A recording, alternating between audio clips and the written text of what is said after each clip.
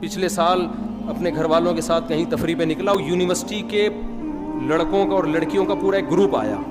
دوستو آج کا ریئیکشن بہت انٹرسٹنگ ہے۔ مفتی طارق مسعود صاحب بتاتے ہیں کہ جب ہم ناران ککان گیا ایک دفعہ فیملی کے ساتھ، تو میں ایک ہوٹل پر بیٹھا ہوا تھا، چائے شائے پی رہا تھا، تو یونیورسٹی کالجوں کے جو ہے نا گروپ آیا لڑکیوں لڑکیوں کا، اور یہ تقریباً 25 سے 30 لڑکیاں لڑکیاں تھے۔ تو وہ دیکھیں جب گروپ آیا تو اس میں پتہ چلا کہ ایک بھی شادی شدہ نہیں تھا۔ میرے پاس آیا تو اس نے کہا کہ میری گرل فرینڈ کا ایک سیلفی لے کے ہو۔ آگے بتاتے ہیں مفتی طارق مسعود صاحب اس ویڈیو میں۔ دوستو ویڈیو میں آگے بڑھنے سے پہلے چینل پر نئے ہیں، چینل کو سبسکرائب کریں، ویڈیو کو لائک کریں، دوستوں کے ساتھ شیئر کریں، ہو سکتا ہے آپ کی ایک شیئر سے کسی کی زندگی بدل جائے۔ تو آئیے دیکھتے ہیں یہ ویڈیو کہ مفتی طارق مسعود صاحب نے اس بیان میں کیا کہا ہے۔ تو لیٹس سی۔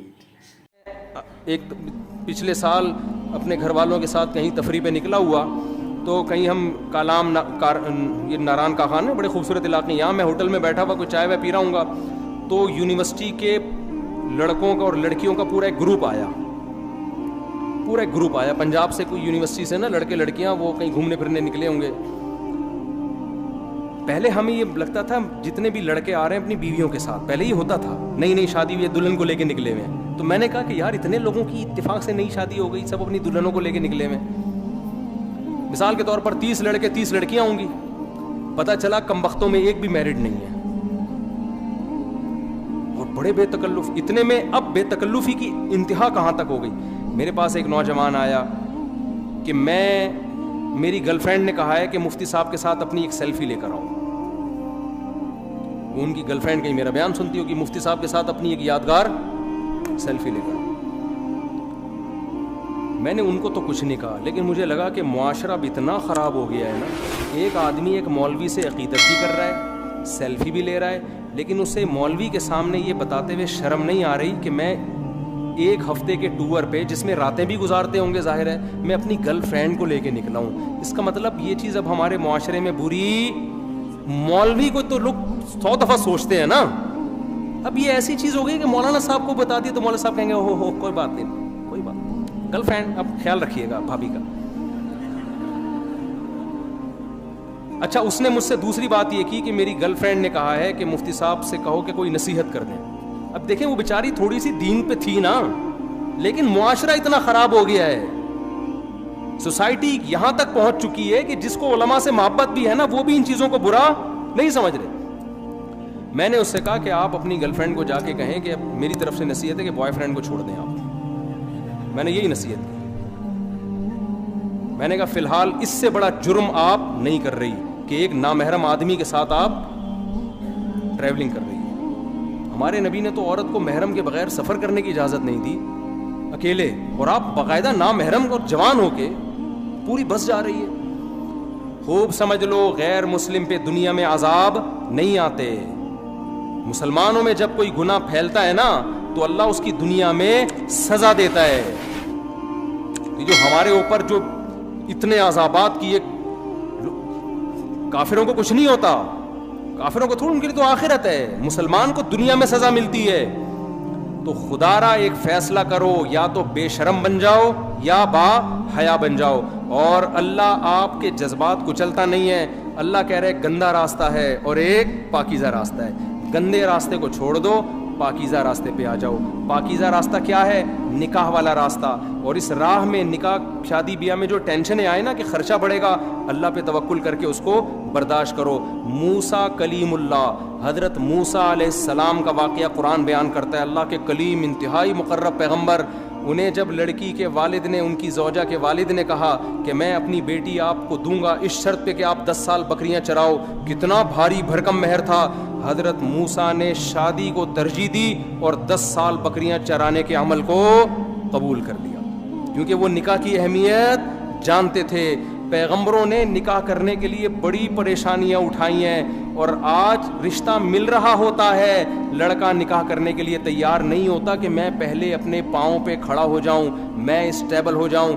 دیکھو خوب سمجھ لو, نکاح ہماری باڈی کی ریکوائرمنٹ ہے, یہ صرف سوسائٹی کی ریکوائرمنٹ نہیں ہے. اگر آپ کو شدید بھوک لگ رہی ہے, آپ یہ کہہ کے کھانے سے اوائڈ کرو گے کہ پہلے میں ذرا اسٹیبل ہو جاؤں پھر میں پراٹھے کھاؤں گا.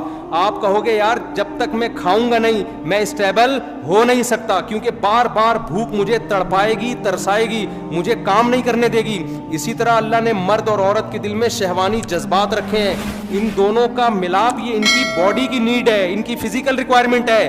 یہ ریکوائرمنٹ جب تک پوری نہیں ہوگی آپ دنیا میں کوئی کام ڈھنگ سے نہیں کر سکتے. آپ آنکھ مٹکوں میں اور فحش فلموں میں ہی لگے رہو گے, اپنا ٹائم ان چیزوں میں ضائع کرو گے. تو نکاح اسٹیبل ہونے کے لیے ہوتا ہے, اسٹیبل ہونے کے بعد نہیں ہوتا. سمجھ میں آ رہی ہے کہ نہیں آ رہی ہے؟ آ رہی ہے تو عمل کر لو, نہیں آ رہی ہے تو جیسے چل رہے ہو چلتے رہو, گزارو زندگی, گزر جائے گی, مر جاؤ گے بغیر کسی پلاننگ کے. سمجھ رہے ہو؟ پھر جب قبر میں اللہ پوچھے گا نا مر ربو کا, کچھ تو کہیں گے ہمیں میں فری تھنکر ہوں, اور کچھ جواب دے دیں گے ہاں جی اللہ کو مانتے ہیں. تو پھر اللہ کہے گا تو اللہ نے تو یہ کہا تھا, یہ کیوں نہیں کیا؟ تو آپ کہیں گے بھائی میں اسٹیبل ہو رہا تھا. وہ مولانا عباد اللہ صاحب ہے نا تبلیغ جماعت کے, بڑا پیارا ملفوظ ان کا, وہ کہتے ہیں لوگ کہتے ہیں پہلے سیٹ ہو جائیں پھر ہم دین پہ آئیں گے, پہلے سیٹ ہو جائیں نا, پہلے سیٹ ہو جائیں. انہوں نے کہا سیٹ آدمی جبھی ہوتا ہے جب قبر میں جاتا ہے, جب قبر میں چلا جاتا ہے اس کو لٹاتے ہیں قبلے کی طرف, کہتے ہیں اب سیٹ ہے, اب کیا ہے, اب سیٹ ہے. طارق مسعود صاحب نے بہت اچھی باتیں بتائیں. ایک لڑکا تھا بوائے فرینڈ اور گرل فرینڈ, وہ آئے مفتی طارق مسعود صاحب کے پاس. لڑکی نے کہا کہ اپنے بوائے فرینڈ سے ایک سیلفی لے کے ہو مفتی طارق مسعود صاحب سے, انہوں نے کہنا کہ نصیحت کر دیں. تو لڑکے نے کہا کہ وہ کہہ رہی تھی کہ نصیحت کر دے. تو مفتی طارق مسعود صاحب نے بتایا کہ اسے کہو کہ بوائے فرینڈ چھوڑ دے, ٹریولنگ کرنا غیر محرم کے ساتھ چھوڑ دے, شادی کرے, نکاح کرے. آپ صلی اللہ علیہ وسلم نے جو عورت کو اجازت دی ہے اپنے محرم شوہر کے ساتھ سفر میں, اکیلی کسی کے ساتھ سفر کی بھی اجازت نہیں ہے. سفر کرنا ہے تو اپنے شوہر کے ساتھ جانا ہے کہیں, تو اپنے شوہر کے ساتھ, نہیں تو گھر میں رہیں. تو مفتی طارق مسعود صاحب نے بہت اچھی باتیں کی. مفتی طارق مسعود صاحب نے بتایا کہ شادی کو ترجیح دیں. آپ دیکھیں نا ضرورت ہے, کہتے ہیں جی میں اسٹیبل ہو لوں پھر میں کروں گا شادی, پھر کروں گا میں نکاح. تو اب دیکھیں نا بھوک کی ضرورت, بھوک ہوتی ہے تو ضرورت ہوتی ہے روٹی کی. آپ کہیں جی نہیں میں پہلے اسٹیبل ہو لوں پھر میں کھانا کھاؤں گا پھر پراٹھے کھاؤں گا, ایسے تو نہیں نا, ضرورت ہے. اسی طرح جو میاں بیوی ہے, جو عورت اور لڑکا ہے, اس کی یہ باڈی کی نیڈ ہے, ضرورت ہے. ٹھیک ہے, اللہ تعالیٰ نے رکھی یہ خواہش ہے, اس مرد اور عورت دونوں میں ہے, تو اس کے بغیر تو نہیں رہ سکتا بندہ. تو یہ ٹائم ضائع کریں گے فاض فلموں میں دیکھنے میں, لڑکوں کے ساتھ لڑکیوں کے ساتھ یاری دوستی کرنے میں, اور ان کے ساتھ زنا کرنے میں, زنا بندہ فنا. تو چاہیے آپ کو جو کوارے ہیں شادی کریں, جلد سے جلد شادی کریں. حضرت موسیٰ علیہ السلام کو جب اس وقت لڑکی کے باپ نے کہا نکاح کے لیے, تو حضرت موسیٰ علیہ السلام کو کہا کہ تم نے 10 سال میری بکریاں چارنی ہیں, بکریوں کو چارہ وغیرہ کرنا, اس کا خیال رکھنا ہے, پھر نکاح. یعنی کہ 10 سال یہ کام انہوں نے پسند کیا, نکاح کو ترجیح دی. اس کے لیے 10 سال بکریاں آپ کریں گے اس میں سے؟ ہرگز نہیں. آپ ایک ماں نہیں کر سکتے اس طرح. آپ کے پاس تو نکاح آتا ہے, لڑکیاں نہیں جی میں اسٹیبل ہوں, میں یہ کر لوں وہ کر لوں. فٹ بندہ اسٹیبل تب ہی ہوتا ہے جب قبر میں جاتا ہے, یہ جی اب فٹ ہو گیا. ٹھیک ہے دوستو, تو آپ کو چاہیے کہ نکاح کو ترجیح دیں. یہ کالجوں یونیورسٹیوں میں جو چل چکا ہے یہ بہت حرام کام ہے. اکٹھے جاتے ہیں ڈانس یہ وہ, ہوٹلوں میں جاتے ہیں, بہت غلط کام ہے. جس طرح مفتی طارق مسعود صاحب نے بتایا کہ آپ کو چاہیے کہ نکاح کریں, جہاں پر آپ کو لڑکی کا رشتہ ملے آپ فوراً سے نکاح کریں. تو دوستوں میں امید کرتا ہوں آپ کو ویڈیو کی صحیح سمجھ آ گئی ہوگی. مزید اس طرح کی ویڈیو کو دیکھنے کے لیے چینل کو سبسکرائب کریں, ویڈیو کو لائک کریں, دوستوں کے ساتھ شیئر کریں. آج کے لیے اتنا ہی, دیجیے اجازت, اللہ حافظ.